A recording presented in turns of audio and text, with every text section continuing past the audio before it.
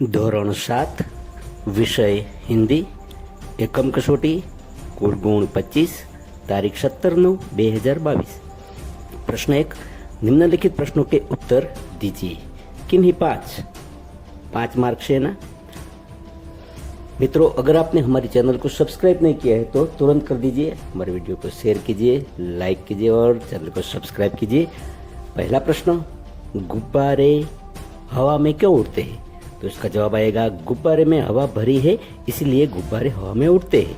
दूसरा प्रश्न, ट्यूब में हवा कब और क्यों भरी जाती है? तो ट्यूब में हवा कम हो तब, और जब पंचर हो जाए तब पंचर बनाकर हवा भरी जाती है। तीसरा प्रश्न, सब्जी बेचने वाली स्त्री को क्या कहते हैं? तो जवाब लिखेंगे, सब्जी बेचने वाली स्त्री को कुंजड़ीन कहा जाता है। चौथा प्रश्न, टायर के अलावा और कौन कौन सी चीजें हैं जो फट सकती है? जवाब लिखेंगे, गुब्बारा, रबर के खिलौने। पांचवा प्रश्न है, रबर से बनी हुई चीजों के नाम बताइए। तो जवाब आएगा, गुब्बारा, टायर, कवर, गेंद, प्रेशर कुकर की रिंग आदि। छठा प्रश्न है, साइकिल, स्कूटर आदि की ट्यूब में हवा क्यों भरी जाती है? तो जवाब लिखेंगे, वाहन तेज गति से चले इसलिए इसमें हवा भरी जाती है। सातवां प्रश्न, सृष्टि की रचना करने वाले को क्या कहते हैं? तो जवाब लिखेंगे, सृष्टि की रचना करने वाले को सृजनहार कहते हैं। आठवां प्रश्न, सुबह होते ही क्या क्या होता है? तो सुबह होते ही पंछी खुशियों के गीत गाती है, कलियां खिल जाती है, खुशबू की लहरें घर में आती जाती है। नौवां प्रश्न, मैदानों और बागों में हरियाली कब लहराती है? तो जवाब लिखेंगे, जब रिमझिम बारिश के साथ बिजली चमकती है तब हरियाली लहराती है। 10वां प्रश्न, रिमझिम बरसती बारिश का दृश्य हमें कैसा लगता है? तो हम जवाब लिखेंगे, रिमझिम बरसती बारिश का दृश्य हमें आह्लादक और मनमोहक लगता है। 11वां प्रश्न, तुम ईश्वर को क्यों याद करते हो? तो जवाब लिखेंगे, प्रकृति की रचना को देखकर हम ईश्वर की याद आती है। 12वां प्रश्न, वफादार का मतलब क्या होता है? तो जवाब लिखेंगे, अपने स्वामी के प्रति भक्ति को वफादार कहते हैं। 13वां प्रश्न, समाधि क्यों बनाई जाती है? तो जवाब लिखेंगे, किसी व्यक्ति प्राणी की स्मृति को याद रखने के लिए हम समाधि बनाते हैं। चलो 14वां प्रश्न, समाधि का मतलब क्या होता है? किसी व्यक्ति या प्राणी की याद में बनाए गए स्मारक या मंदिर को समाधि कहते हैं। 15वां प्रश्न, सेठ ने कुत्ते को क्यों मुक्त कर दिया? जवाब लिखेंगे, रात को सेठ के घर पर चोरी होने के बाद सब धन कुत्ते ने वापस दिलवाया, इससे खुश होकर सेठ ने कुत्ते को मुक्त कर दिया। 16वां प्रश्न, कुत्ते को वफादार प्राणी क्यों कहा जाता है? तो जवाब लिखेंगे, कुत्ता अपनी जान पर परवाह किए बिना हमारे घर की रखवाली करता है। हमारे घर के सदस्यों के ऊपर आफत आ जाए तो वो उनकी रक्षा अपनी जान देकर भी करता है, इसलिए कुत्ते को वफादार प्राणी कहा जाता है। 17वां प्रश्न, मनुष्य अन्य प्राणियों से किस प्रकार अलग और श्रेष्ठ है? जवाब लिखेंगे, अन्य प्राणियों की तुलना में मनुष्य में सोचने की और अच्छा बुरा कार्य को समझने की शक्ति है, इसलिए मनुष्य अन्य प्राणियों से अलग और श्रेष्ठ है। 18वां प्रश्न, फूल सबको अच्छे क्यों लगते हैं? तो हम जवाब लिखेंगे, फूल रंग बेरंगी और मनमोहक के साथ मुलायम और आंखों को भी भाते हैं, इसलिए फूल सबको अच्छे लगते हैं। 19वां प्रश्न हम लिखेंगे, जहाँ पर सबसे ज्यादा भीड़ इकट्ठी होती है ऐसे 3 जगहों के नाम बताइए। तो उसमें आएगा बस स्टैंड, रेलवे प्लेटफॉर्म, मेला, बाजार। 20वां प्रश्न, माता का ऋण हमें क्यों अदा करना चाहिए? जवाब लिखेंगे, माता हमें जन्म देती है, वो हमारा लालन पालन करती है, हमें चलना बोलना सिखाती है, इसलिए हमें उनका ऋण अदा करना चाहिए। 21वां प्रश्न, हमारी कथनी और करने में क्यों एक होनी चाहिए? तो हमारी कथनी और करने में हमेशा समानता होनी चाहिए, यानी कि जो हम बोलते हैं वही हमें करना चाहिए। 22वां प्रश्न, हिंदवासियों में कैसी विविधताएं देखने को मिलती है? तो जवाब लिखेंगे, हिंदवासियों में रंग, रूप, वेश और भाषा में विविधताएं देखने को मिलती है। 23वां प्रश्न, हिंद देश के निवासी कविता में किन किन नदियों का उल्लेख आता है? जवाब लिखेंगे, हिंद देश के निवासी कविता में गंगा, यमुना, ब्रह्मपुत्र, कृष्णा और कावेरी नदी का उल्लेख आता है।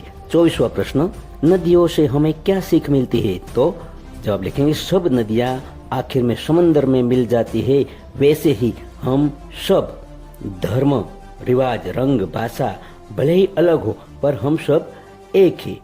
और 25वां प्रश्न, हमारे देश की क्या विशेषता है?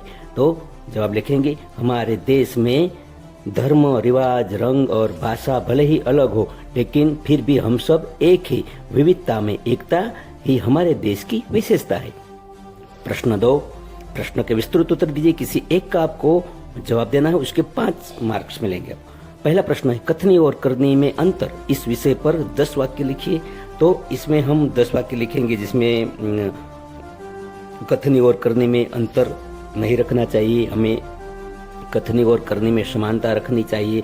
जैसे कि जो हम बोलते हैं वो हमें करना चाहिए। कहीं अगर हम किसी को बोलते हैं कि फूल नहीं तोड़ना चाहिए तो हमें भी किसी भी जगह जाकर कभी फूल नहीं तोड़ने चाहिए। ऐसे हम 10-12 वाक्य लिखेंगे। दूसरा है, आप अपनी आंखों देखी कोई एक घटना के बारे में 10 वाक्य लिखिए।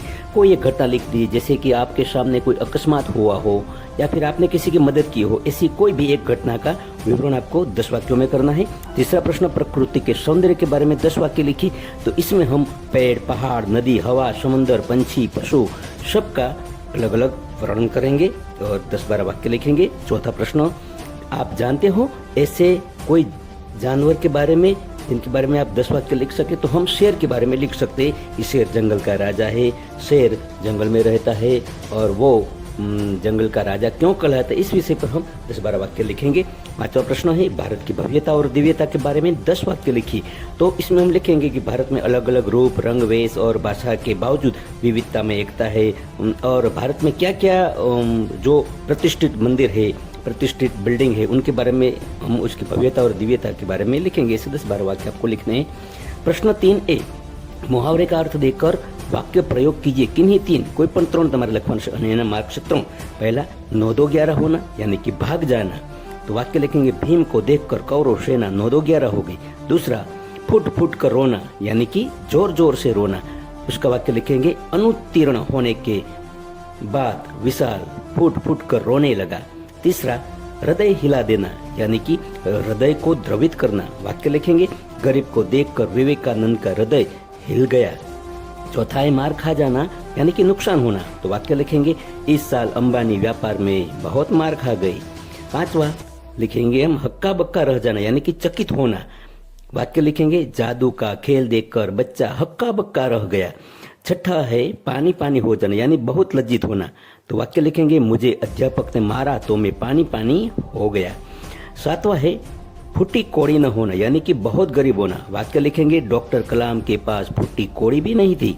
आठवां, कोई चारा न होना यानी कि कोई रास्ता न होना, तो वाक्य लिखेंगे, कर्ण के पास मरने के सिवा कोई चारा नहीं था।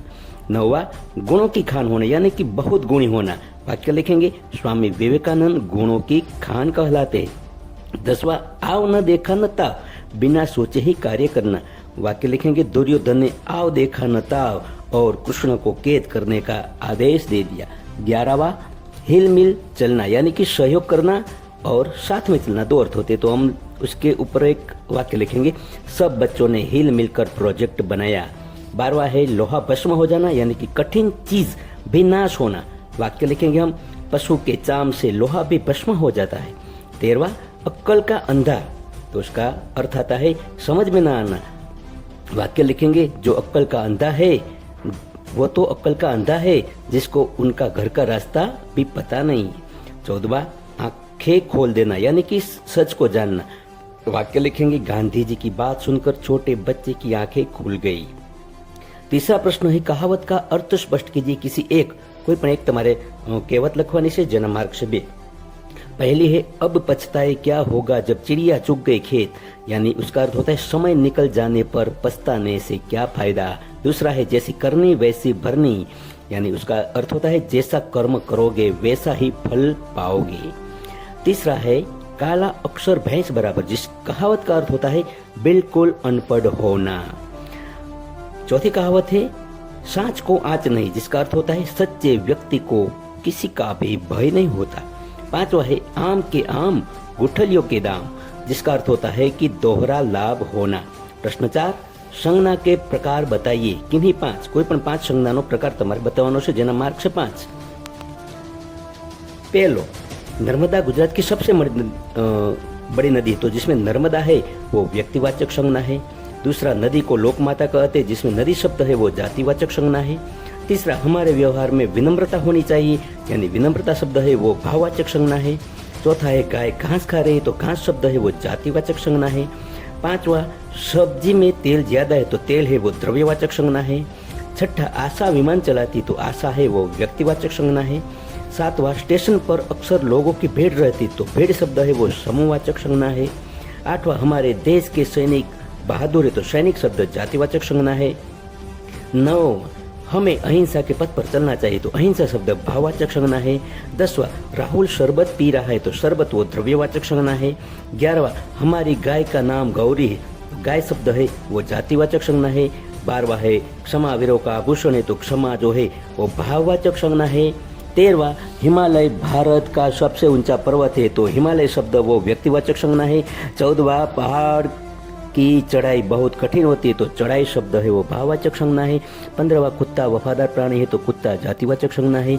16वां, नीम गुणकारी पेड़ है, तो नीम वो व्यक्तिवाचक संज्ञा है। 17वां, मेले में बहुत भीड़ थी, तो भीड़ शब्द है वो समूहवाचक संज्ञा है। चिड़िया एक छोटा सा पक्षी है, तो चिड़िया जातिवाचक संज्ञा है। गाय को माता कहते हैं, तो गाय शब्द जातिवाचक संज्ञा है। महात्मा बुद्ध ने शांति, दया और प्रेम का संदेश दिया, तो शांति, दया और प्रेम ये तीनों भाववाचक संज्ञा है। 21वां, मीना ने 4 पौधे लगाए, तो पौधे जातिवाचक संज्ञा है। 22वां, गिरनार ऊंचा पर्वत है, तो गिरनार व्यक्तिवाचक संज्ञा है। 23वां, गंगा पवित्र नदी है, तो गंगा व्यक्तिवाचक संज्ञा है।